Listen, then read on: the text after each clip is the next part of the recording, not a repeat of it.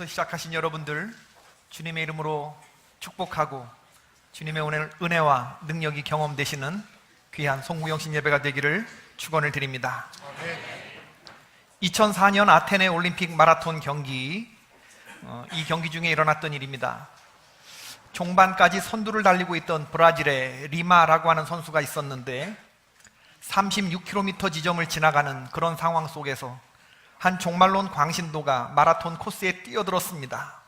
그래서 리마 선수를 밀쳐서 인도까지 밀쳐냈죠. 이런 행동으로 인해서 리마 선수의 경기가 완전히 망쳐졌습니다. 4년을, 아니 평생을 준비하면서 그 마라톤 경기에 출전했는데 골인 지점을 불과 얼마 남지 않은 그런 상황 속에서 10초 가까이 손해를 보았고 이후 페이스에 상당한 영향력을 미쳤을 것입니다. 한순간에 페이스가 무너지고 말았죠. 2등과 30m 차이를 놓고 2등으로 달리고 있었는데 1등을 기대할 수 없었지만 끝까지 달렸고 그리고 웃으면서 피니시 라인을 통과했습니다. 결과는 3등이었죠. 갈수록 올림픽이 상업화되어지고 올림픽 정신을 잃어간다고 하는 이때에 올림픽을 지켜보던 많은 사람들이 이 리마 선수의 모습을 보면서 감동했습니다. 올림픽위원회는 뛰어난 올림픽 정신과 페어플레이 정신을 높이 평가해서 그에게 쿠베르탱 메달을 수여했습니다. 2018년 한 해 인생의 마라톤에 어찌 보면 또 한 구간인데 이 한 구간을 멋지게 살아내신 여러분들을 축복합니다. 마지막과 처음의 자리에 서신 여러분 모두에게 다 잘했다고 금메달을 걸어드리고 싶습니다. 우리의 레이스를 회방하고 넘어뜨리려는 온갖 장애물들이 있었고 또 중간에 어떤 분들은 레이스를 포기하고 싶은 그런 유혹도 있었겠지만 포기하지 않고 마침표 찍으시고 여기까지 달려온 것만으로도 너무나 잘하셨습니다. 여러분 모두에게 하나님의 크신 은혜와 평강이 함께 하시기를 주님의 이름으로 축원합니다. 어떤 분이 이런 수식을 쓰신 것을 보았습니다. good 마이너스 갓은 제로다. 제로 플러스 갓은 굿이다. 아무리 좋은 것이 있어도 거기서 하나님을 빼면 아무것도 남지 않는 것이고 아무것도 가진 것 없어도 거기에 하나님이 더해지면 좋은 인생, 복된 인생이 된다고 하는 겁니다. 아무리 똑똑한 수학자라고 해도 하나님을 알지 못하면 절대 이해할 수 없는 그런 수식이죠. 이 수식이야말로 세상을 믿음으로 살아가는 하나님의 백성들의 완벽한 답을 담고 있다고 생각합니다. 이 수식을 말씀으로 풀면 시편 127편이 됩니다. 여호와께서 집을 세우지 아니하시면 세우는 자의 수고가 헛되며 여호와께서 성을 지키지 아니하시면 파수꾼에 깨어 있음이 헛되도다. 너희가 일찍 일어나고 늦게 누우며 수고의 떡을 먹음이 헛되도다. 그러므로 여호와께서 그의 사랑하시는 자에게는 잠을 주시는도다. 집을 세우는 일, 성을 세우는 일, 좋은 일이고 필요한 일입니다. 그러나 하나님이 함께 하시지 아니하면 말짱 도루묵이 된다고 하는 그런 고백이죠. 반대로 잠자는 것은 아무런 경제 활동을 하지 않는 그런 상태죠. 아무 일도 하지 않으니 아무런 일도 일어나지 않습니다. 그렇지만 하나님이 함께 하시면 그가 경제 활동을 하지 않는 그 밤에도 하나님이 복을 부어 주신다는 겁니다. 자다 깨보니 인생이 풍요롭고 안전해지는 겁니다. 이런 은총을 이제 여러분이 경험하시기를 바랍니다. 인생은 어렵습니다. 어려운 인생에서 믿음을 지키고 살아간다는 것도 어려운 일입니다. 삶의 연습이 있으면 좋겠는데 마음의 준비를 할 수 있는 리허설이라도 있으면 좋겠는데 그런 것 없습니다. 인생은 그냥 생방송입니다. 우리 삶의 고난과 고통이 개통 없이 다가오고 예고 없이 들이닥칩니다. 이런 일들을 당하면 우리는 정신을 못 차리는 경우가 많이 있죠. 그렇지만 여러분, 우리에게는 문제보다 크신 하나님이 계십니다. 너무 두려워하지 마시고 또 너무 자만하지도 마십시다. 오직 하나님의 은혜의 보좌 앞에 담대히 나아가십시다. 우리 인간의 생로병사와 흥망성쇠와 생사화복과 희노애락을 주관하시는 하나님을 100% 신뢰하시기를 바랍니다. 따라해 봅시다. 우리는 구하고 주님은 더하신다. 우리는 구하고 주님은 더하신다. 삶이 아무리 흔들리고 요동친다고 해도 기승전 믿음, 기승전 승리, 기승전 감사의 길만을 걸어가시는 믿음의 사람들이 되시기를 바랍니다. 예수님은 오늘 말씀에서 가장 실제적인 그런 교훈을 우리에게 주고 계십니다. 세상 사람들 모두가 먹고 마시는 걱정과 염려를 하면서 삽니다. 그런데 예수님은 무엇을 먹을까, 무엇을 마실까, 무엇을 입을까 의식주 걱정을 하면서 살지 말라고 말씀하셔요. 어떻게 의식주 걱정을 안 할 수가 있겠어요, 사람이. 그런데 의식주 걱정을 하는 사람은 믿음이 큰 사람입니까? 믿음이 적은 사람들입니까? 믿음이 적은 자들아, 이렇게 말하는 거예요. 의식주 걱정하는 것은 무엇을 먹을까, 무엇을 입을까 이런 거 걱정하는 것은 아버지 없는 아이들이나 걱정하는 것이지, 너희들에게는 나 여호와가 있지 아니하냐, 너희들의 생각은 세상 사람들의 생각과 달라야 하고 너희들이 구하는 것은 세상 사람들이 구하는 것과 달라야 한다는 것이 예수님의 생각. 너희들이 몰두하고 너희들이 생각하는 것은 세상 사람들이 말하는 것보다 훨씬 더 가치 있고 훨씬 더 의미 있는 것이 되어야 하지 않겠느냐, 이 말씀을 하시는 거죠.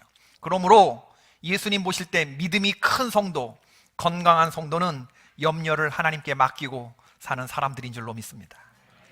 어쩔 수 없는 것을 염려하는 것은 소용없는 일입니다. 어쩔 수 있는 것을 염려하는 것은 어리석은 일입니다. 실로 그렇습니다. 염려라고 하는 것은 하나의 사건에 대한 반응일 따름이지 그 사건을 해결하는 구체적인 해결책이 되지 못합니다. 예수님이 염려를 하찮게 취급하시는 이유는 그 염려의 뿌리에 불신앙이 자리하고 있기 때문에 그렇습니다. 염려는 변화시킬 수 없는 것들에 대한 반응입니다. 그러나 믿음은 상황을 변화시킬 수 있는 하나님에 대한 온전한 신뢰이죠. 염려의 뿌리에 하나님을 믿지 않거나 믿지 못하는 불신앙이 자리하고 있기 때문에 염려를 죄라고 말하는 겁니다. 여러분, 염려가 죄라는 거 생각하세요? 사람들은 죄라고 생각하지 않아요. 왜? 누구나 다 염려하고 사니까. 그렇지만 누가복음 21장 34절의 말씀, 너희는 스스로 조심하라. 그렇지 않으면 방탕함과 술취함과 생활의 염려로 마음이 둔하여지고 뜻밖의 그날이 덫과 같이 너희에게 임하리라. 방탕한 건 죄라고 생각해요. 술 취한 것도 죄라고 생각합니다. 그러나 사람들은 생활의 염려로 우리의 신앙이 둔하여지는 것을 죄라고 인식하지 못하고 살아가요. 여러분 기억하십시오. 염려의 시작은 신앙의 끝이지만 신앙의 시작은 염려의 끝입니다. 염려는 여러분 영적인 문제예요.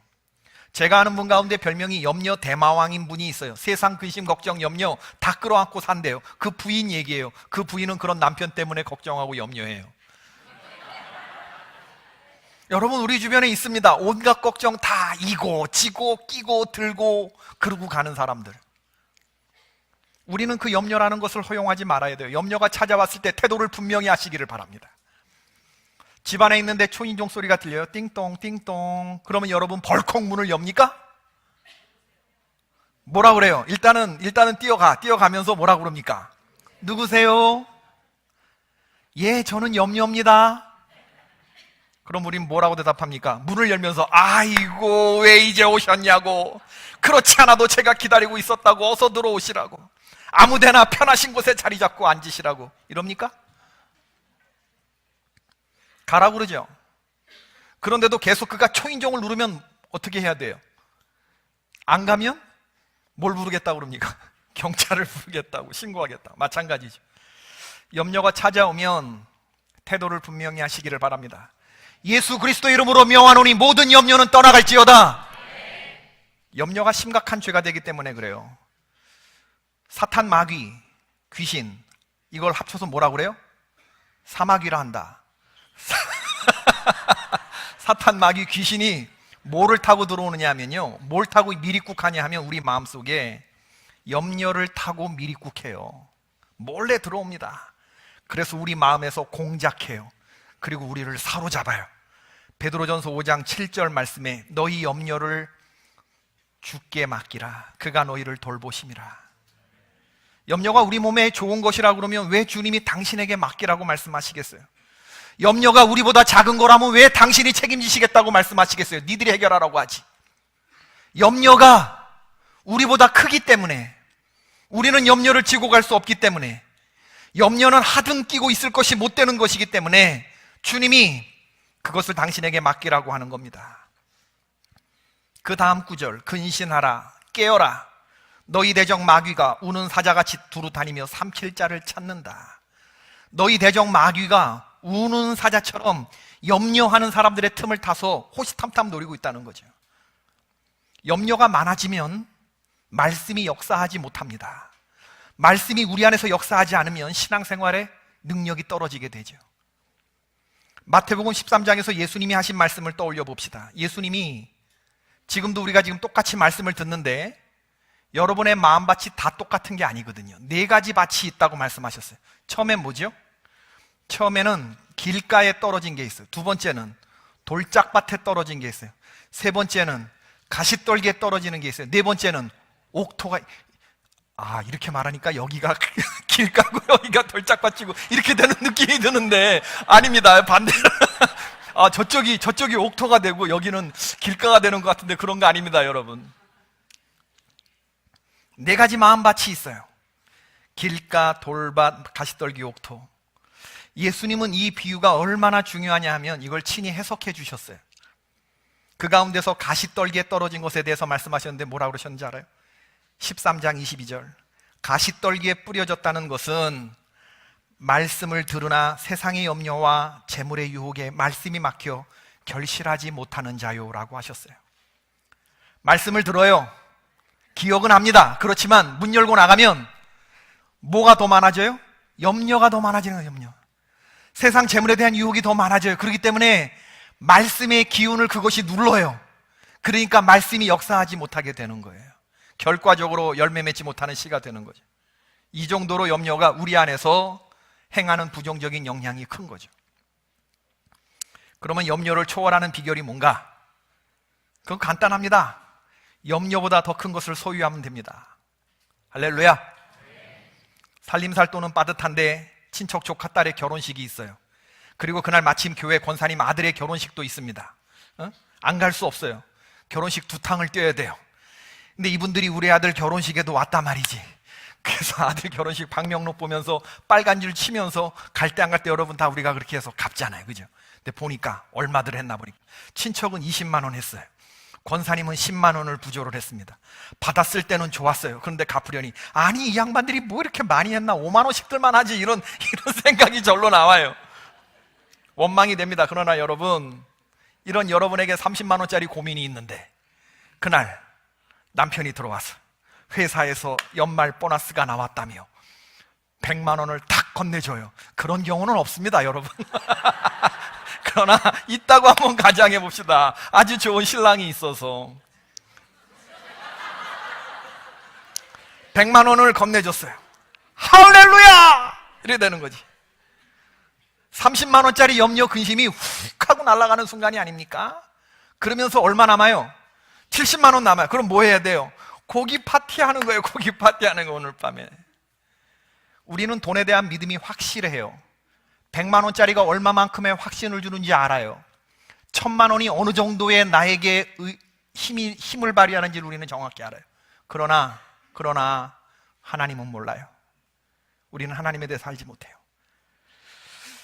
그것은 하나님에 대한 경험이 부족하기 때문이라고 말씀드릴 수밖에 없어요. 하나님이 우리의 문제보다 크신 분이라고 머리는 알지만 이것이 실제가 되지 못하는 것은 이걸 체험해 본 바가 없기 때문에 그렇습니다.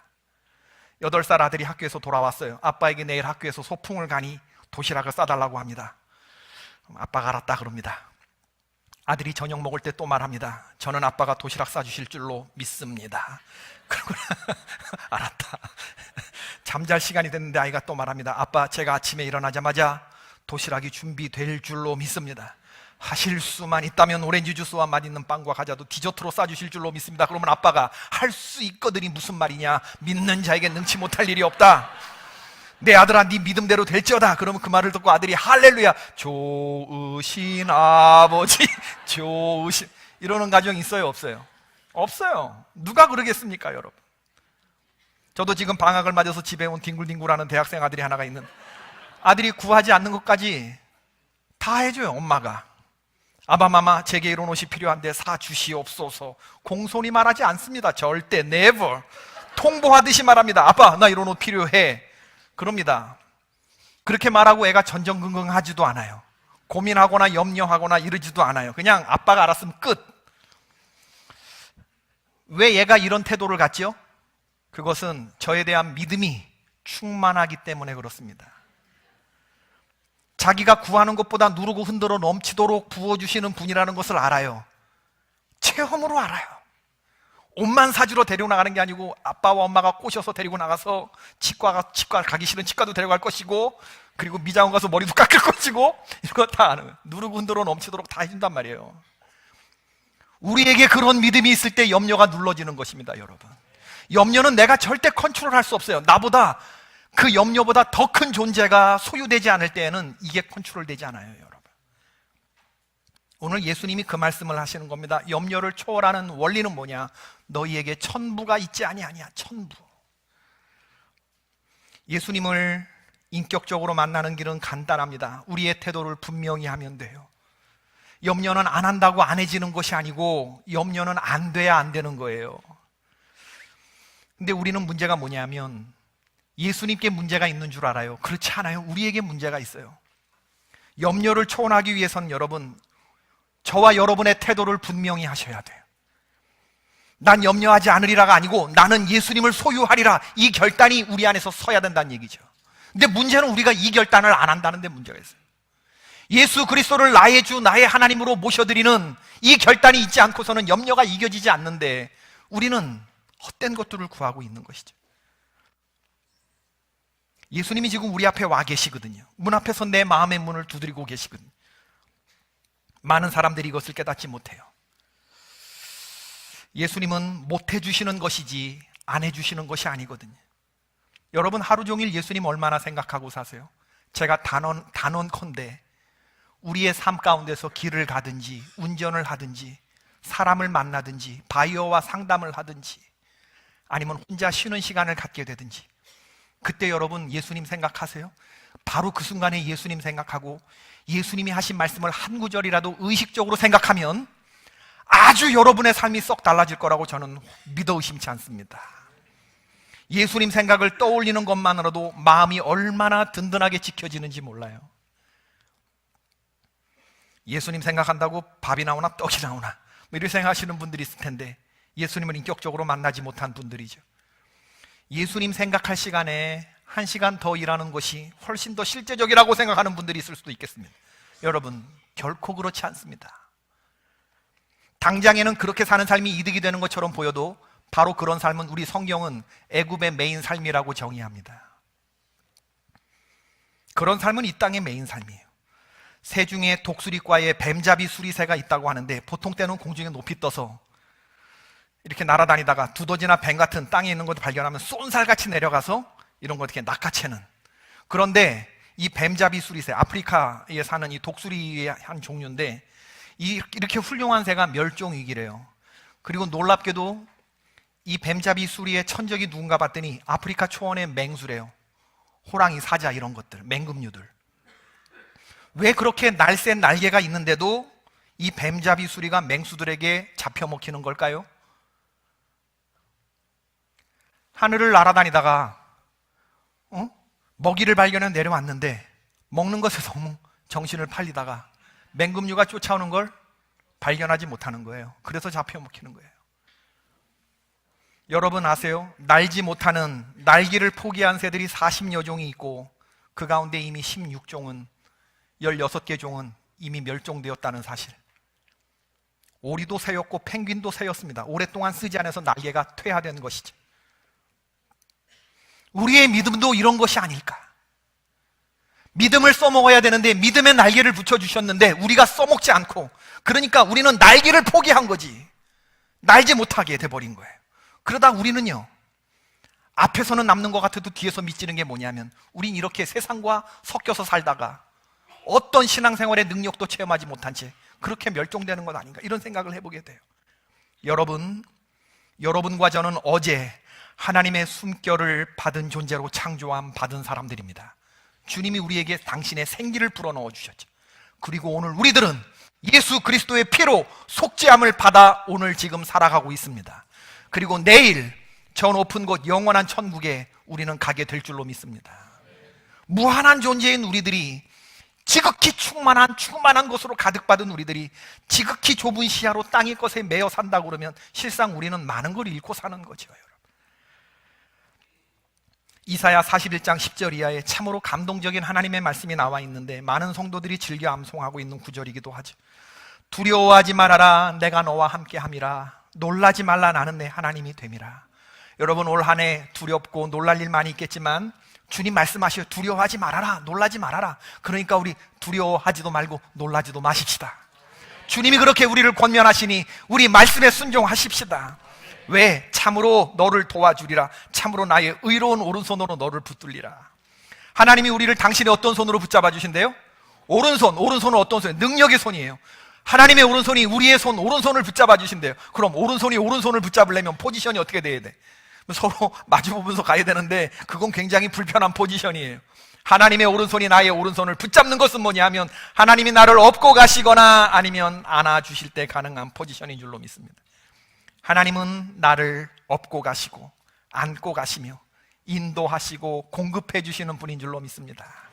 신명기 1장 30절 31절의 말씀 다 같이 한번 읽어보십시다. 시작.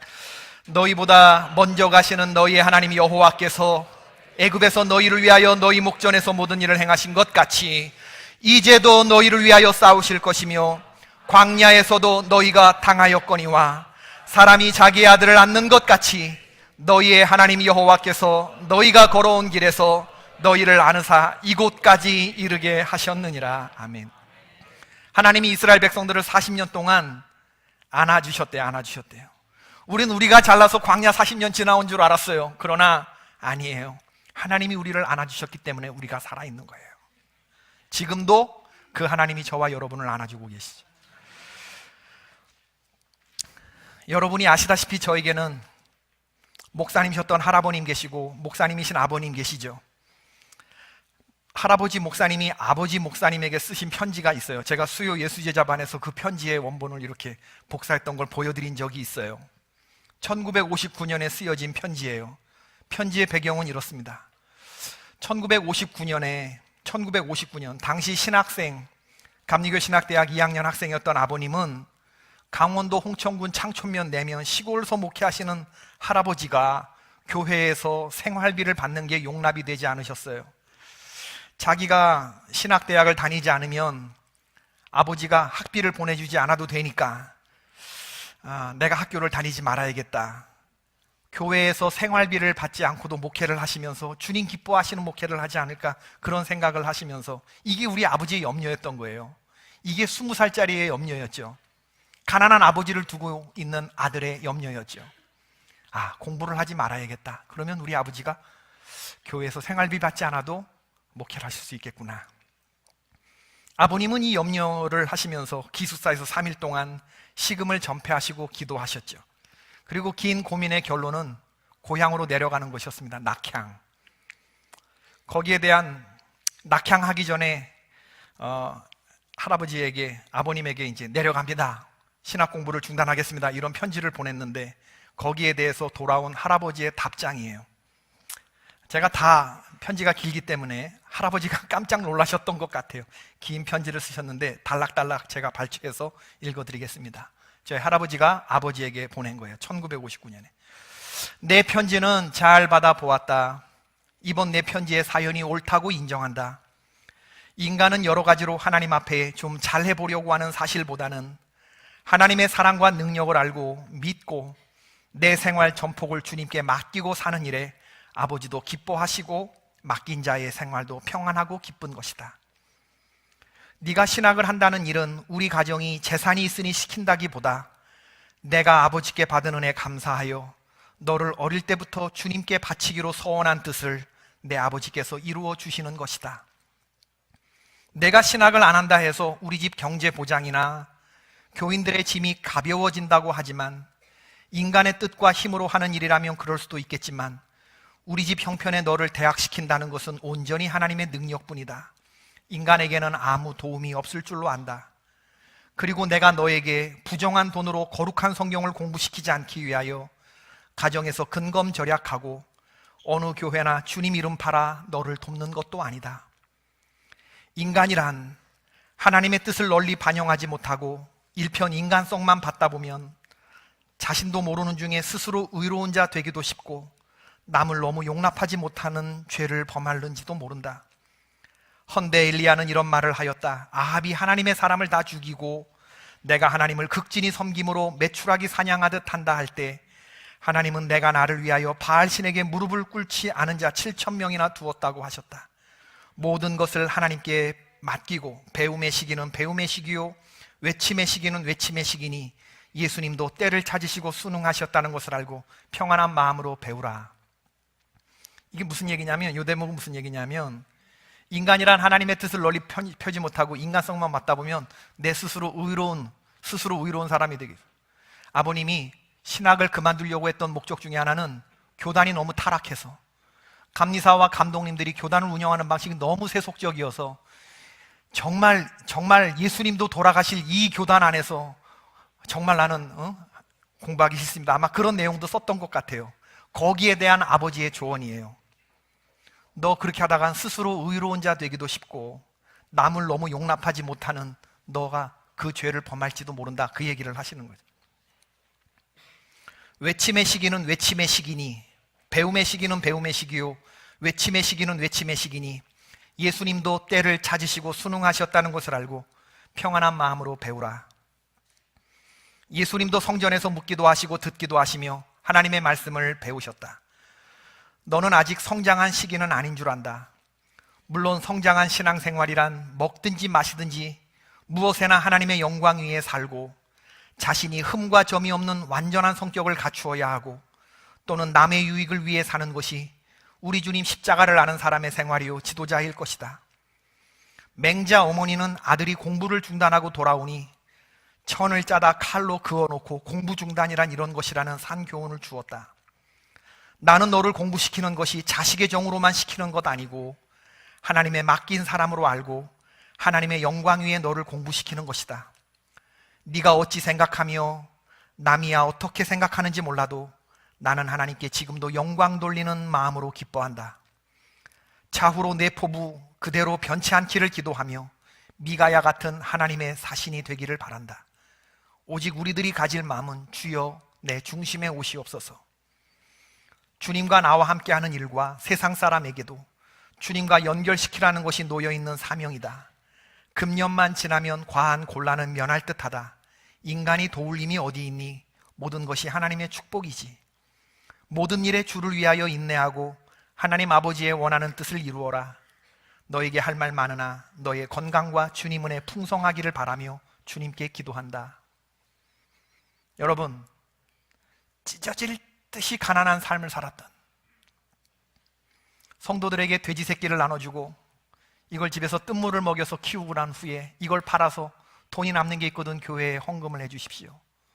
그런 시절에 그 새끼 돼지를 받아 안고 그렇게 1년 동안 키워가면서 그 성도들은 그렇게 교회를 섬겼고 담임 목사님도 교회 한켠에 양봉을 하면서 그 꿀을 받아서 그걸 팔아서 살림살이 했던 그런 시절에 참 가난했지만 이 편지에 궁색한 끼가 나와요?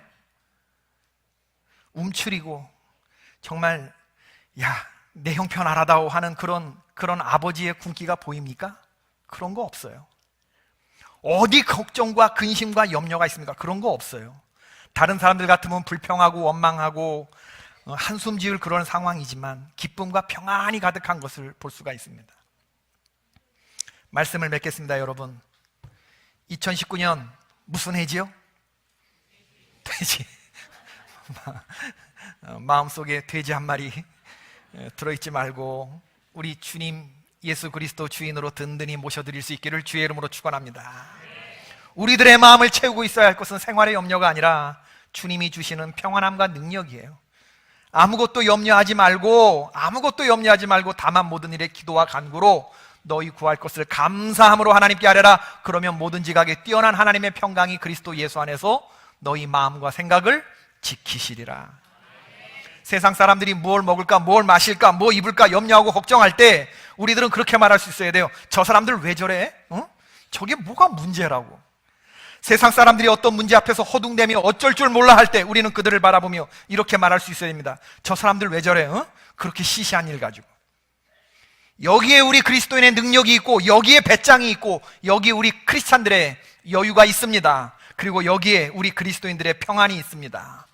나를 권고하시고 나를 돌보시는 하나님, 참새보다 백합화보다 나를 더 많이 사랑하시고 먹이시고 입히시는 하나님, 나의 모든 염려와 근심의 기도 제목을 알고 계시는 하나님, 내게 무엇이 필요한지 다 알고 계시는 하나님, 그 하나님을 믿고 그 하나님에게 든든히 우리의 믿음을 묶어매고 우선순위를 확정하고 오늘 하루를 믿음 속에서 살며 환경을 보는 것이 아니라 이 환경 속에서 역사하시는 하나님의 역사를 바라보면서 어떤 형편에 처하든지 자족하고 기뻐하고 평안한 마음 갖기로 결심하고 살아가는 이러한 사람들을 뭐라고 한다? 이런 사람들을 성도라 한다. 이런 사람들을 크리스찬이라 한다. 할렐루야. 2019년 한 해에 이런 믿음의 성도님들이 되시기를 주님의 이름으로 축원합니다.